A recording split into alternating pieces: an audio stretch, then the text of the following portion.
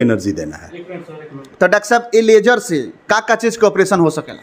ये लेजर से हमनी के समझ ली कि जैसे कि हई अलग अलग प्रोब होला एमे हमनी के अच्छा ये के नहीं खे बहुत प्रोब बा, ये बहुत प्रोब बा। एकर के अगर देखावल जाए तो अलग अलग तरीका के हम लोग के प्रोब दिखा सकते हैं। सब प्रोब से अलग अलग तरीका के ऑपरेशन कइल जा सकता है। अच्छा ठीक बा।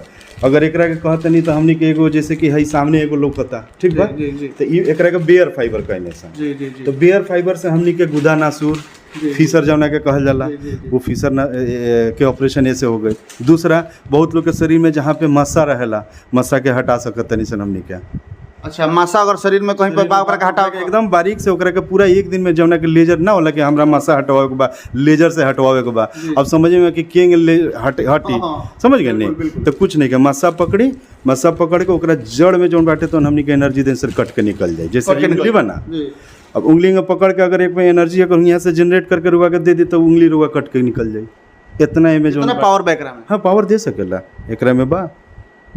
यही आधुनिक मशीन है, ये आधुनिक मशीन बस इतना ही साइज बा। समझ ली कहीं एक बिताने से और एक बिताने से छोटा सा बा, लेकिन एकर मतलब कि एकर काम बहुत बा।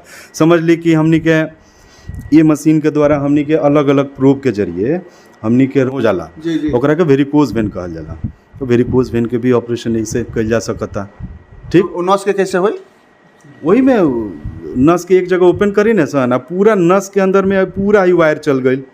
अच्छा ठीक, अच्छा। आ एक एक सेंटीमीटर पे जौन बाटे तो एनर्जी जनरेट करत जाए पूरा हो गया, सारा नस चिपक जाई अंदर से।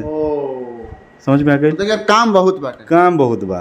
दूसरा होला कि एगो पाइलोनोडल साइनस कहल जाला, जैसे कि दोनों हमनी के जौन पीछे नितम जौन बा ओकरा बीच में एगो गड्ढा होला, वही गड्ढा के जगह पर हमेशा एगो फुसरी जैसन बहुत लोग के पाइलोनोडल साइनस कहल जाला। ओकरा अंदर बाल घुस के रहेला। पाइलो माने जैसे कि बाल, आ साइनस वही में घुस के वो साइनस बना देला। तो ओकरो ऑपरेशन जौन बाटे तो एकरा से कइल जाला, एकरा से हो जाला, एकरा से हो जाता। मतलब कि बहुत तरीका का ऑपरेशन बा जौन की, और एकरा के कहल जाई कंप्यूटर से ऑपरेशन, जौन अपना किया आम तौर पे भाषा में कहल जाला कि फलानवा के कंप्यूटर से ऑपरेशन भइल ह। फलानवा के कंप्यूटर ऑपरेशन ना करेला, कंप्यूटर लेजर मतलब जौन लाइट जौन लौकता है ये लेजर लाइट है और ये लेजर मशीन है, और यहाँ पे दिख रहा है कि नियो लेजर ये है। हाँ, हाँ। लेजर के मतलब हो गया कि प्रॉपर काफी महंगा मशीन है, देखने में छोटा है लेकिन काफी महंगा मशीन में। और लेजर के मतलब कि लेजर बहुत जगह डॉक्टर साहब बतावत रहनी हो कि दूसरा मशीन से ऑपरेशन कर दिया, लेकिन कहाला कि लेजर मशीन से ऑपरेशन भइल बा। तो एक कुल चीज से बच के रहे के बाटे। और अपन जिला गोपालगंज जिला में पहली बार रुआ लेजर से ऑपरेशन करवा सकतानी, पाइल्स के, पिस्टूला के, वेरिकोज वेन के, फीसर के, पाइलोनाइडल साइनस के ऑपरेशन रुआ करा सकतानी। और बिल्कुल बड़ा आसान बा डॉक्टर साहब, एकरा में तो जस्ट ऑपरेशन हो छुट्टी हो जाए।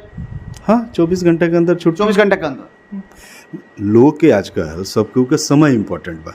ठीक बा। एकरा पहले जैसे रहला कि लोग अपन जौन बातन 2-4 दिन के छुट्टी हो गई, सब चीज़ हो गई, कोनो समय के उतना मने कीमत ना रहला लोग के जीवन में। लेकिन आजकल के ज़िंदगी में सबके के समय के कीमत बा। तो वही हिसाब से मेडिकल साइंस भी विकास करत चल गए।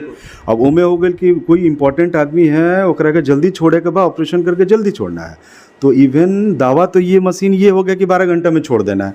लेकिन अब हमनी के तनी साबानी सन के ना लोग भी अब लगता हो गया कि 12 घंटा में केंगे छुट्टी हो जाए। अच्छा बेहोशी पड़ल बाटे तो हो सके कि हवा ना खुलल, बहुत सारा के कॉन्सेप्ट सब पहले से चलत है। तो अब हमनी के सामंजस्य बैठावे के बा, एक आधुनिकता को भी जौन बाटे तो हमनी के समाज के देवे के बा, और समाज के भी पहले के जौन भ्रांति फैलल बा ओकरा के दोनों के मिला के अब तब धीरे धीरे समाज के भी एजुकेट करे के बा और अपन काम भी करे के बा। अच्छा डॉक्टर साहब एगो सवाल बा, सबसे बड़ा सवाल बा कि ये लेजर मशीन से जौन ऑपरेशन होई और आमतौर पे पहले के विधि से जौन ऑपरेशन होता पिस्टूला के, पाइल्स के, भगंदर के, बवासीर के, दोनों में थोड़ा सा अंतर बता दी। अंतर बा, सबसे बड़ा चीज अंतर बा कि एक तो रहुआ कि समय के बचत रहो, बताओ एक समय के बचत।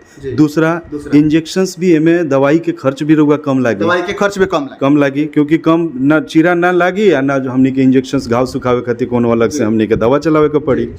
दूसरा बात हो गई कि हॉस्पिटल स्टेज ऑन कहल जाला कि आज अस्पताल में हमरा 3 दिन रहे के पड़ल, 4 दिन रहे पड़ल, बहुत बेड चार्ज बढ़ी, बेड चार्ज, बहुत सारा खर्चा भी बचत बा।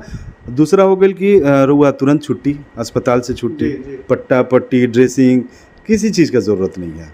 ये तो बहुत राहत पहुंचाता है, राहत है बिल्कुल। अच्छा अगर देखल जाओ आमतौर पे लोग ये सोचत हुई कि एकरा से करावल जाए तो ज्यादा खर्चा हुई, इससे अच्छा बा कि छूले से कटवा के करवा। नहीं, एक बात ये भ्रांति के दूर कर जरूरी। भ्रांति देख बात समझे तनी खर्चा तो लगता है, खर्चा ऐसे लगेला कि जोन कंपनी मान लेते नहीं कि ये कंपनी कोनो रिसर्च कैले बा, ठीक बा।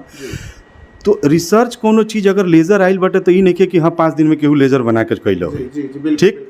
हाई मशीन, हाँ हाई मशीन के तो दाम पूरा लाखों में बा, ठीक बा, मशीन के दाम लाखों में बा, लेकिन देखें तो एमे कितना लागल होई, लेकिन दिमाग बा। अब एकरा पीछे रउआ रिसर्च में कितना दिन समय लागल होई केहू के। अब जब 14 साल 15 साल रिसर्च के बाद तब एगो कोनो मशीन पास होला कि हाँ अब इस मशीन के जरिए हम लोग जो होता है कि इसका ऑपरेशन डॉक्टर ऑपरेशन कर सकते हैं, ठीक है। अब जो 14 साल का जो आदमी का जो इन्वेस्टमेंट है वो कहीं ना कहीं से तो निकालेगा वो।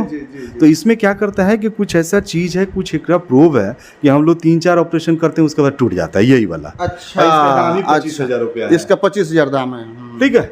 तो अब इसका दाम ही 25,000 है या 24,000 है, तो ये तो मरीज से तो नहीं गया, ये तो अपना खरीदना है।